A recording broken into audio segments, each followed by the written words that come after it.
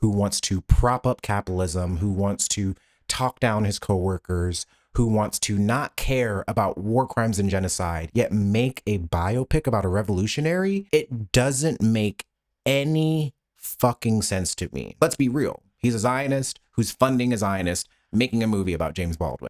Immediately, I'm fucking disgusted by this, and this is the most basic hotep old head shit you can say.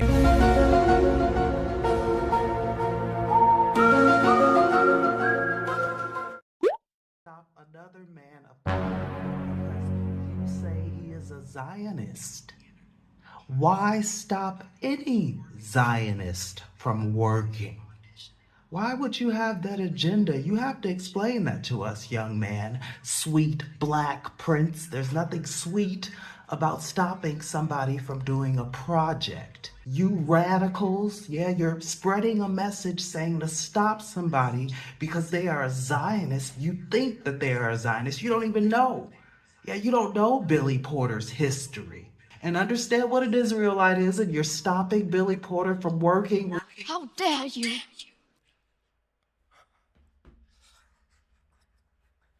But this video is for anyone that wants to understand the connection between history, capitalism, settler colonialism today, and why we should be wary of biopic projects that are made about radical figures, but the intention is to dilute that radical history.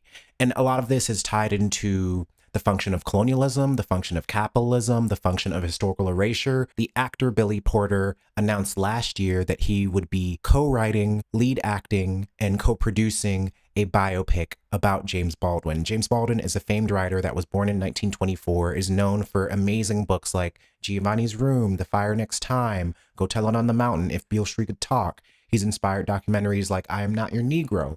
And generally, James Baldwin is known to be one of the most prominent queer Black writers out there because he was so incisive about the civil rights movement. He was able to speak critically to the white liberal and moderate, and he also had a very particular and intersectional connection to the Black community. James Baldwin died in the 1980s, and near the end of his life, he was struggling with how to deal with the aftermath of the civil rights and Black power movement.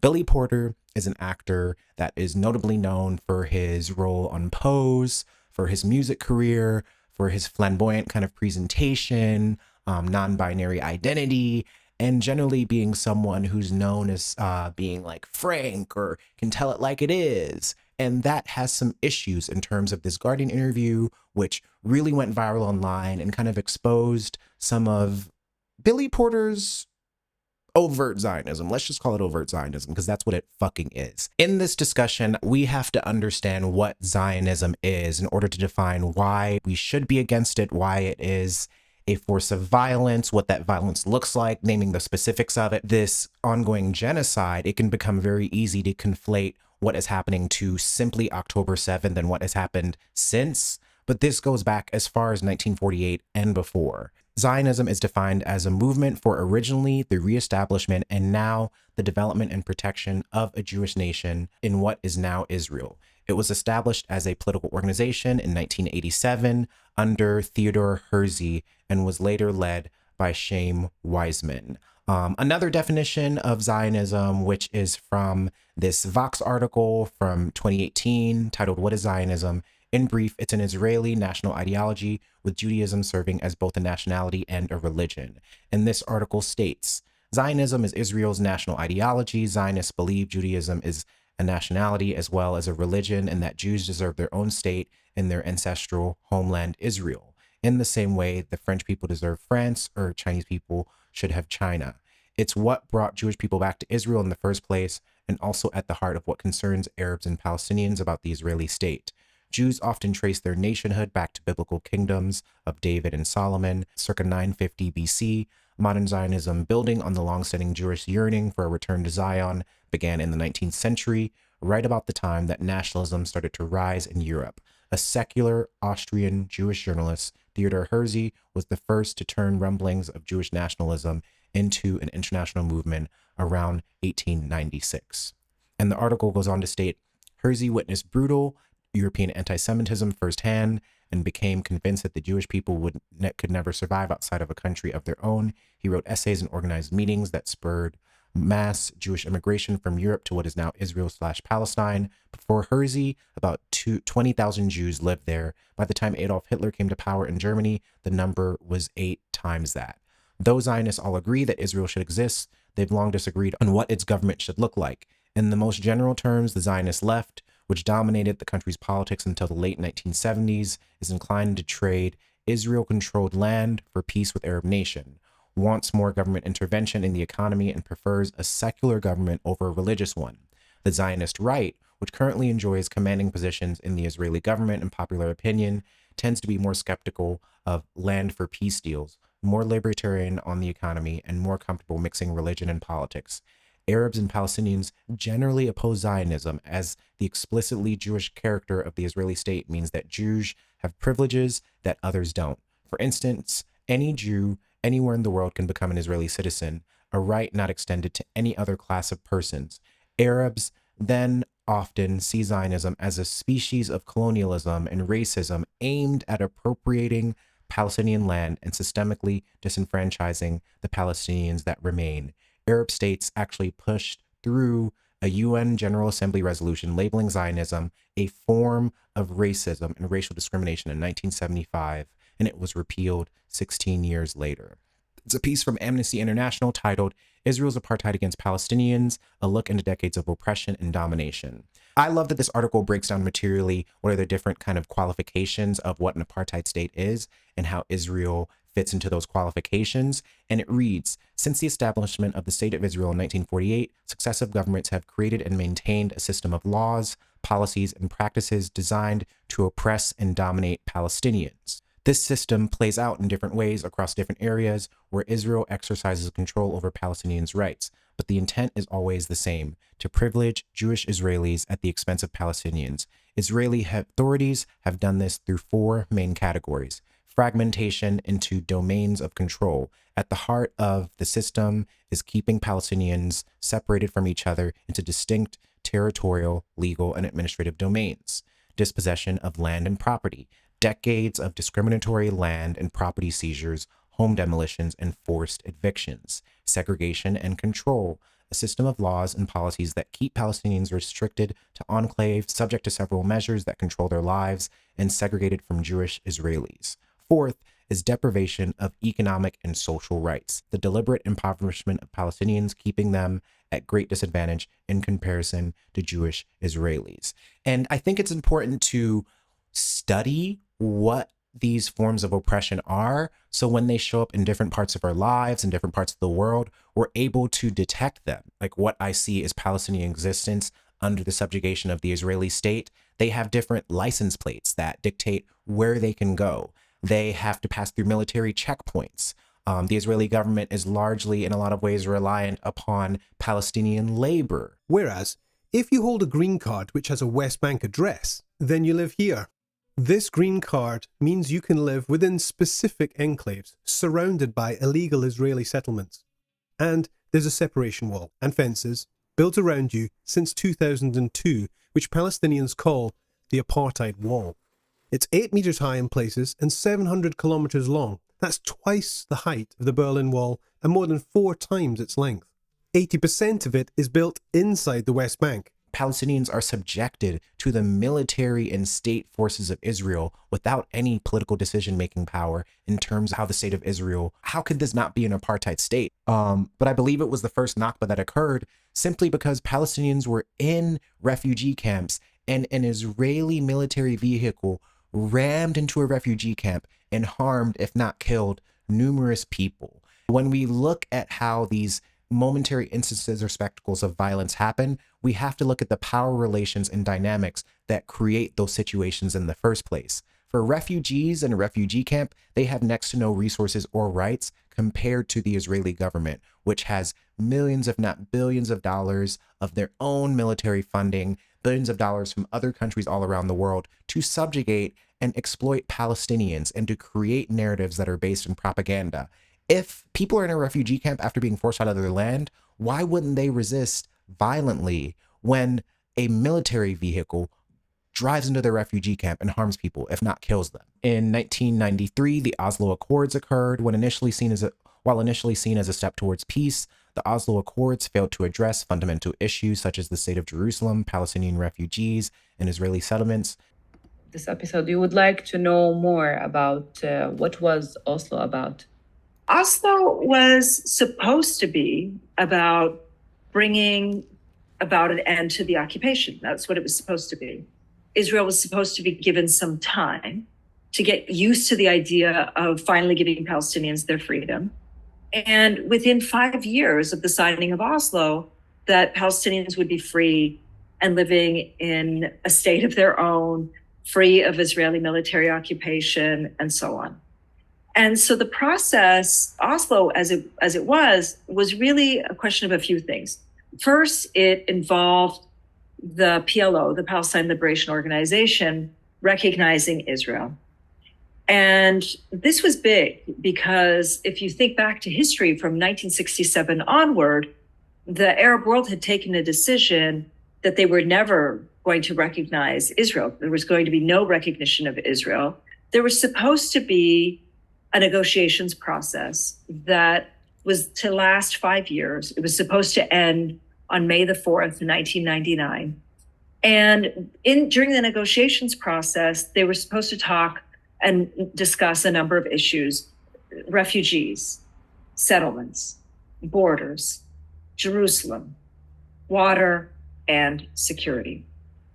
And part of this process involved also the establishment of the Palestinian Authority. Because we can see how different generations have had to continuously confront the question of Israeli state violence and whether or not it's legitimate. I'm wondering how people who were living through the Vietnam War, how that informed their perspectives on Israel's occupation of Palestine. I'm wondering how the war on drugs in the 80s and 90s affected Black people's perspectives on state violence, policing, overcriminalization, how that related to how we looked at and viewed Palestinians. 2014 was when I began to be aware of the Palestinian struggle for liberation because I was my senior year in college. I had a friend that was student government president, and she made a statement against our university calling for them to be a part of BDS, which is the boycott, divest, and sanction movement. I witnessed my friend get hundreds of thousands of death threats. I witnessed the state trying to scare them. I witnessed the university throw them under the bus and call for peace instead of actual freedom of expression. I started to understand so many things about propaganda, but at the time I didn't have as much of the language that I have now to understand that this ongoing occupation is a power dynamic based in colonial logic. I think we have to be very careful about how our own trauma can compel us to dehumanize other people. And when I talk about Zionism, when I talk about the state of Israel, response is there are Jewish people that want an end to this genocide. There are Jewish people that don't necessarily believe in a two-state solution. There are Jewish people that don't support the state of Israel. How do we factor that into our discussions of what Zionism is? I can see how capitalism is a driving force in both of these forces of exploitation and oppression. I think it's important to define what capitalism even is. Capitalism is an economic and political system in which a country's trade and industry are controlled by private owners for profit. And so in my mind, capitalism is a economic system that demands that there be a surplus and that the market analyze the demand for something and figure out how to sell that surplus to us. And some of the core tenets of capitalism, I think, are that capitalism necessitates various forms of hierarchy, whether that's economic hierarchy, racial hierarchy. Capitalism is that we must never forget that economics was the reason that Black people were brought to this country. And labor extracted from them politically, socially, emotionally, economically. And when we look at the resources in terms of Black liberation, that's literally been our lives, our bodies, our ability to reproduce life and have ownership or claim to our children. It has affected us through how demanding our human rights and wanting to end slavery. A big part of why the South opposed that was because there was an economic need for slave labor, despite the fact that there was a moral dilemma in what America was presenting in terms of claiming that it was a democracy based in human rights when there were literally human beings being owned, tortured, whipped, brutalized in the name of the American economy, in the name of manifest necessity, in the name of the American dream. And when I look at the Palestinian struggle for liberation, The Israeli government can say, oh, we're going after the terrorists, we're going after this and that. But if you look at any military that is going into another land, country, border to do something that is moral, if there is an economic benefit to that course of action, usually it's the economics that are guiding why they're doing what they're doing. And I think this is a complicated and tricky thing because Zionism and Netanyahu and the state of Israel reports that so much of this is about protecting Jewish identity and protecting Jewish people. But why does protecting Jewish identity have to be at the expense of Palestinians? Why does whiteness have to be at the expense of Black people? And we can look at this in other material ways in terms of how oppositional forces are against us. During the 2020 protests, and I believe also the 2014 protests, a big part of the way that Black people and Palestinians work together online, how we developed parasocial relationships, how we developed deeper notions of solidarity was through understanding common tactics and opposing the police. And when we look at the connection between how Palestinians are resisting the same tear gas canisters in Gaza and Palestine from the same company that has been used against Black protesters in the US, both US state powers and Israeli state powers have the same goals in terms of how they want policing to operate in their societies. They claim that policing is there to support and defend rule of law, but instead it actually escalates violence and exploitation in the name of order and law. And we can even look at it now in the US encampments that are spreading around the US. So many universities are changing their laws to effectively make freedom of speech illegal, if not against the university's rules, which then incentivizes them to bring in more state force, more state power to brutalize protesters. And it incentivizes them to also suspend students, expel them from these universities for literally participating in nonviolent direct action. Ugh, it's so bad. It's so bad. We can look at Candace Owens or Omarosa caping for the alt-right, working for Trump, and then later on saying, the white power structure, it doesn't help me. I didn't mean it before. I was just trying to do the subversive thing. You're a liar. You benefited from it financially, and now you want to go back on it. We can look at President Barack Obama, who a big part of his campaign is, yes, we can, change will come. There is this vision of the American dream that I represent as a Black man, being able to represent racial progress for people. Yet when he was in office for 8 years, he talked down on the Black Lives Matter movement and basically said rioting was just emotional whining and people just need to work harder and worry about unity more. And figure out how do we make more progress. And that can be done. That won't be done by throwing bottles. That won't be done by smashing car windows. That won't be done by using this as an excuse to vandalize property, and it certainly won't be done by hurting anybody. So to those in Ferguson, there are ways of channeling your concerns constructively, and there are ways of channeling your concerns destructively. It's fucking bullshit. And so when we look at how capitalism also incentivizes the marginalized to turn against their own in order to be more tied to or to have closer proximity to whiteness or capital, we can then see how it becomes very easy for people to ignore or be complicit in these issues of genocide, war crimes, power dynamics. So now that we've broken down a bit of history, I want to get into the specifics of this James Baldwin biopic and how some of the key players in it are very ardently supporters of Zionism and why this is important to point out what these specific examples of Zionism are. Billy Porter is a prominent actor who has been on the FX TV series Pose, which highlighted queer histories in 1980s and 90s New York, especially in the ballroom scene. And Porter is a Tony and Grammy Award-winning, Golden Globe-nominated actor, singer, director, composer, and playwright from Pittsburgh, Pennsylvania. There are many things to consider about Porter in relation to why he might decide to do a James Baldwin biopic, but I think a lot of it is when you read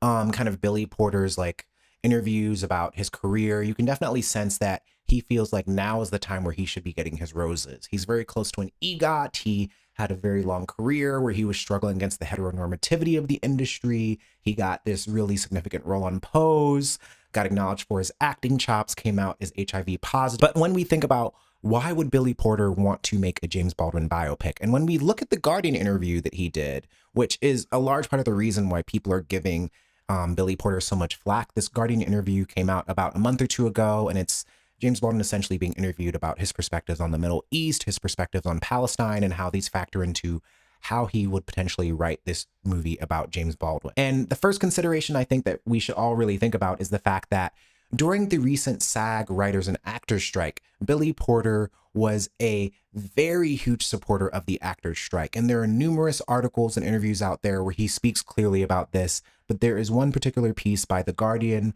where Billy Porter says, "I have to sell my house. Yeah, because we're on strike and I don't know when we're going to go back. The life of an artist until you make fuck you money, which I haven't made yet, is still check to check." When we look at the writers and actors strike, I think it becomes interesting because the writers and actors strike is a union effort to ensure that workers have better conditions and better pay. That is an economic and political stance based in people trying to change their own material condition. This is good. This is necessary. It's a way that we change our relationship to a particular industry and to capitalism and the economy. What I think is missing here is that there isn't this connection to how and what does solidarity look like in terms of economic and political issues outside of the industry that a particular actor or person is in.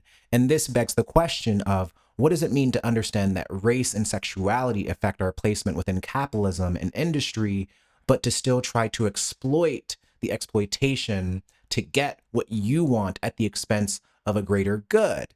And I think this brings forth the serious question of trauma justification for queer capitalism. In my mind, it seems that Billy Porter is saying, I grew up through the AIDS crisis. I've had to face a lot as an older person in the industry, newer people that are trying to get their awards. You need to sit down. I was born a black man in America. I was born a black gay man in this world. That's a big fat no for a lot of people. What was the sort of the primary thing you were trying to heal? The rejection from your own is very difficult. And from my own, I mean from my family, from my church community. Conditional love. It was conditional. When I was singing, it was great.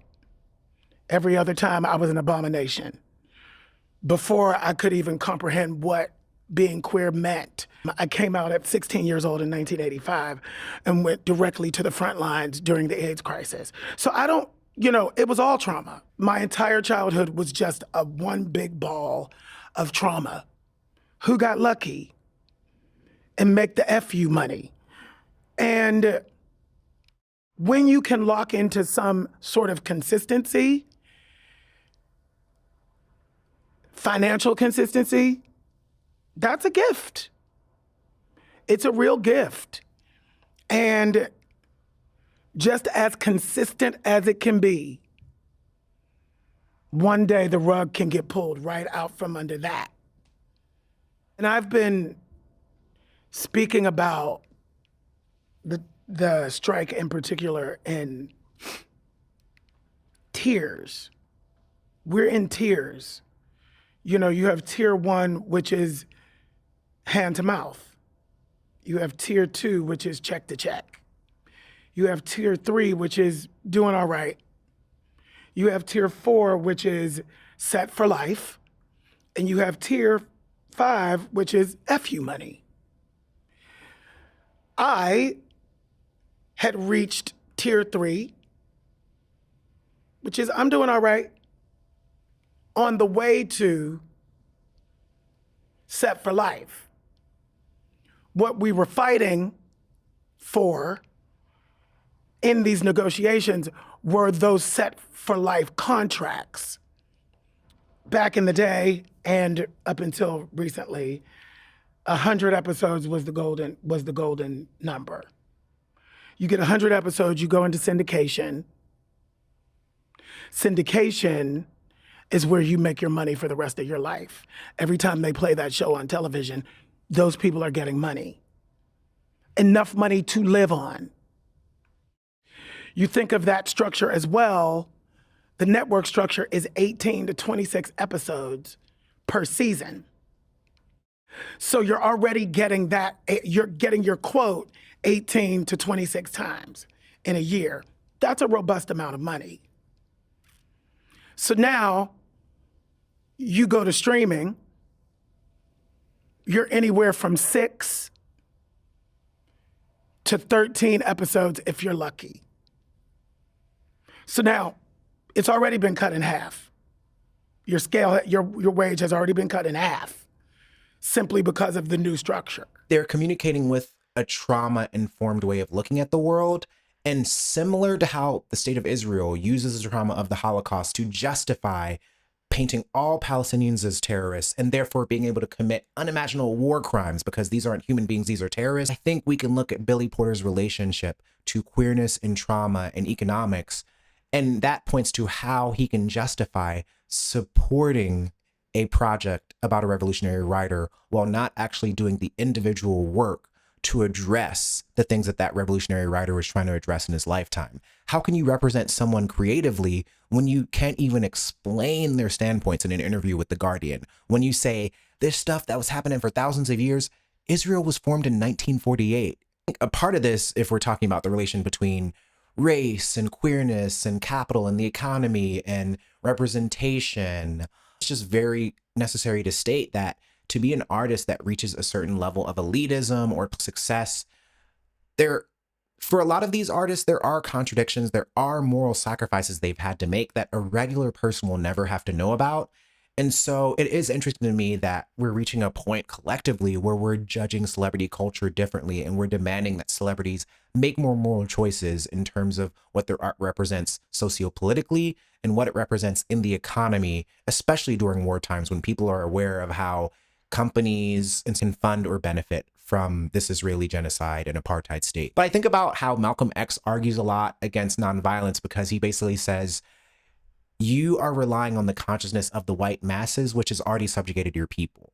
So when we fought for human rights and our civil rights and we wanted rights to vote, Malcolm X kind of purports in a lot of ways, we're still asking the white man, the state, to determine whether or not we're human. The real question, I think, becomes, how can we make ourselves ungovernable in a system that will reliably always aim to exploit us? It's just going to reform that exploitation. It's going to become more necessary for him to express the values of what capitalism wants out of the queer community, which is historical erasure, which is performing minstrel shows or stereotyping ourselves and presenting a version of identity that is palatable to the masses. And you can see in the Guardian interview that Billy Porter says this. He says, like, Viola Davis was able to play every crackhead, mother of a crackhead in the book, and I'm going to do the same thing until I can get what I can get so I can get a career like Viola Davis. You're basically saying that I am going to aid in the project of gross racialization and stereotyping in order to get my own personal good. But that's for Black progress, right? It's fucking ridiculous. And it's enfolding us further into the American dream, and it's making Billy Porter explicitly complicit with the project of Zionism. And we can look at numerous examples of Billy Porter supporting Zionism. In 2023, signed a letter in support of Israel following October 7th, following Israel's decision to carpet countless areas of Palestinian land. So it's not only the fact that, like, and one, I think we should understand that Zionism is settler colonial violence. To unequivocally support the state of Israel is also unequivocally supporting the state of Israel's goal to dehumanize Palestinians, to conflate them with terrorists in order to commit human rights violations against them, to wipe them out and to take their land. If you can turn off the news as a Black person because of all the shock and horrible things happening, what aspects of colonialism does that turning away from constantly intaking news, educating yourself, being critical, what aspects of colonialism does that make you more susceptible to? I think when certain kinds of Black successful people in the Black talented tent, people who represent Black success, when they visualize processes of change, those processes of change don't involve dismantling the systems that they are participating in. Why would Billy Porter be against Zionism or settler colonialism or any of these things if he's trying to align with people that also benefit from those things because they will help his career? To kind of round out this discussion, I want to talk about Allen Media Group, who they are, and why Byron Allen, who's the owner of Allen Media Group, is a perfect co-conspirator for Billy Porter because he's also a Zionist. Let's be real. He's a Zionist who's funding a Zionist making a movie about James Baldwin. So to start, who is Byron Allen? The Allen Media Group founder, chairman, and CEO. Oh, wait, hold on. So who is Byron Allen? Byron Allen is chairman and CEO of Allen Media Group, which was founded in 1990. It has offices in LA, New York, Chicago, Atlanta, South Carolina. In 2016, Allen Media Group purchased The Griot, a highly rated digital video-centric news community platform devoted to providing African Americans with compelling stories and perspectives currently underrepresented. And the reason I mention both of these things is because I, as a journalist and a writer, I've heard of The Griot. I've read some of their pieces in the past, and I find them to be a useful platform. Through digging through their website and kind of looking at a lot of their perspectives on the ongoing genocide against Palestinians, a lot of the writing about Israel on their website is actually pretty informed, pretty critical, pretty Palestinian focused. And that initially, when I was researching this, made me be like, oh, Byron Allen is probably about Palestinians and he's for the blacks. And so maybe that means something. But honey, he is not. And we're going to dig into it. So in my research, I found numerous examples very easily when I looked up Byron Allen in Israel, Byron Allen in Zionism. In another piece with Deadline from 2023, media mogul Byron Allen slams rise of anti-Semitism. Work with people who've shown you the love. And in this, it says, the Allen Media founder, chairman, and CEO was discussing a wide range of topics in a sit-down with Quentin Hayes during the H. Naylor Fisga conference at Harvard. Allen, who received the inaugural legendary honor from the school's African American Student Union, said, the African American community owes the Jewish community a huge debt of gratitude, including during the Civil Rights Movement. The Jewish community has been there for us in a big way. It's a relationship we've never acknowledged as Black people. They have been there legally, they've marched with us, stood with us, and they have a similar plight in how they've been treated. We need to stay strong and have their back the way they've had our back. Immediately, I'm fucking disgusted by this. And this is the most basic Hotep old head shit you can say. Saying that Jewish people fought for us during the Civil Rights Movement, so we have to support the state of Israel in a current genocide is fucking nonsensical. It's removing any of the specifics about why MLK, Malcolm X, Medgar Evers, anyone in the Civil Rights and Black Power movement, why they were in opposition to racial subjugation and oppression. And a large part of that was analyzing and understanding Black people's relationship to capitalism and how that incentivized white supremacy and now how that incentivized our suffering, which involves us having a clear understanding of what colonialism is, which is the point of political education, which is the point of why the Black Panther Party preached political education. It's this idea that if Black people don't understand our history and what we're against, we can easily be fooled into supporting another person's oppression because we think it's going to mean that these people will be in solidarity with us. Why support someone else's oppression if it means that we have the illusion of success despite being targeted by over-policing, by capitalism, by white supremacy? But this is a part of why I think it's necessary to talk about Byron Allen, because as someone who is wealthy, who is worth, how much is he worth? He is worth $735 million. Someone who acquires that amount of wealth has to engage in some kind of labor or work exploitation against other people. Or they have to hoard wealth and see it as justifiable. They have to hoard resources and see it as justifiable. So if you are a rich person, why would you criticize settler colonialism, a extractive and violent political process that its aim is to gain resources, to gain land, to take power away?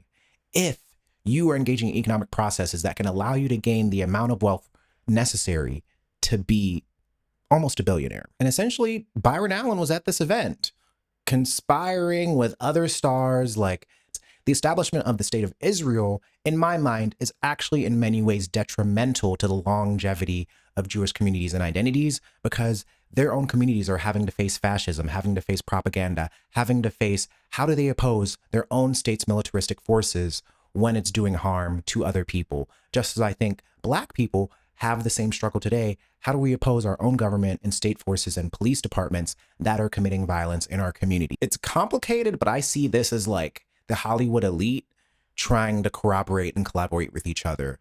And it's dangerous. And then the last thing I want to mention about Byron Allen is that he definitely, when you read and watch his interviews, he definitely is a big supporter of this whole talented 10th ideology. It leaves out queer people. It leaves out a lot of Black people who are not usually included in these conversations, and yet are like facing some of the harshest realities of being Black. Because if you're black and you're a woman and you're queer, you're facing a different set of experiences from the powers that be than somebody like Justice McCloud or even somebody like me. And so I do think that they're kind of making gods out of a few people who have, and how do those people show how qualified that they are? They go into the same state that's hurting black people, the same government systems that are putting us in jail, that are arresting us, that are separating us from our families through child welfare. And if you rise up in those oppressive colonial systems, that's how we know you're part of the Tau de. I am so sorry. That is not the only and most important way to influence change in the Black community. I think that that idea is really old school and it needs to be constantly challenged because that limits who gets to have a voice in our community. Pull yourself up by your bootstraps. If you watch his Breakfast Club interview, you can see this very clearly. Insert clips here. Owning radio stations. You have to own the game, not play the game. So I said, okay, how do we get around that? You know, when you look at an Eric Garner getting choked to death in the streets, right? They didn't position him properly in the schoolroom to have that education so he can have access to that capital. So he wasn't standing on the sidewalk, but rather he owned the block. He's talking about his early upbringings. My mother had so much against her. Like, she worked really hard. She gave me the life I had. He's aggrandizing his experiences as a 7-year-old, understanding and witnessing state violence and seeing the ways that people came in to squelch protesters. And I think what is very telling in all of this is that you can see this aggrandizement of his experiences in relation to the MLK rights, but you see no actual language or justification as to why Black people are rioting. Does Byron Allen think that a riot is a justifiable form of political action? If not, then it would make sense that you don't support Palestinians who are in nonviolent and violent resistance to an apartheid state. And so even the way that he's looking at his own racialized history, I think is in service of a certain narrative that says, Black people have it rough, but look at me. I'm an example of how you can attain wealth, how you can build resources, how you can build this Black economy that's going to save us. I personally don't think Black capitalism is going to save us, because just like I argue against queer capitalism because I think it encourages historical erasure and it compels us to be complicit in various forms of state violence, I think Black capitalism can also push for the same thing. It's a very dangerous game. Once you start exploiting other people, your own people, you start regurgitating or relooking at history to serve like a narrative that says that America can actually help us, you're ignoring the current cycles of violence that we're experiencing and how capitalism is a structural reason for these things. So further engaging in capitalism isn't going to allow us to free ourselves. It's like when Audre Lorde says, the master's tools won't dismantle the master's house. And it makes sense why Byron Allen would want to be a part of this project, because he's a Zionist. Thank you for watching this video. I appreciate you sticking with me, sharing all these receipts, understanding this historical context. I think we're in an amazing moment in history where I think it's very important to articulate what is happening, why it's happening, how we want to be in opposition to systems that are a disservice to our longevity as a human species, as a people, in pursuit of liberation. And I'm just so proud to learn so much about James Baldwin, understand him, and articulate how his legacy and politics can apply to what's happening today, especially in a situation where Zionists are literally trying to manipulate his cultural image for their benefit so they can profit. To, on a tangible level, be able to oppose this project, there are two main ways that I recommend people oppose it. One is that there is currently a petition out that has over 2,000 signatures. I think there should be as many signatures on it as possible, but it's a signature calling for the end of Billy Porter being involved in this project. I recommend that everyone who is interested in this video and vibes with what I'm talking about, go into my description and sign this petition and share it on your social media. The more numbers and people that are signing that, the more that Allen Media Group can be aware that there are actionable numbers that are dissenting against this and who are willing to put shame on this company for trying to benefit from Zionism while also making a movie about James Baldwin. Second is that there is an alternative biopic being planned by a content creator called Queen of Ratchet. I have the link in all of my social media bios, but if you want to share that or donate to it, it's an indie biopic that I think is really inspired by James Baldwin's actual ethos and political perspectives. So go and support that, donate to it, and really just try to spread the word wherever you can. Share this video with other folks, use it as a tool to inform and educate other people. I'm very much in support of the Palestinian struggle for liberation because I understand it as another process of settler colonization, just like my people in Jamaica and Black people in the US and in Africa have been colonized by white supremacy and imperialism. That's all we have for today. Comment below with what you learned in this video that you didn't know before and what kind of future James Baldwin content you would want. See you later.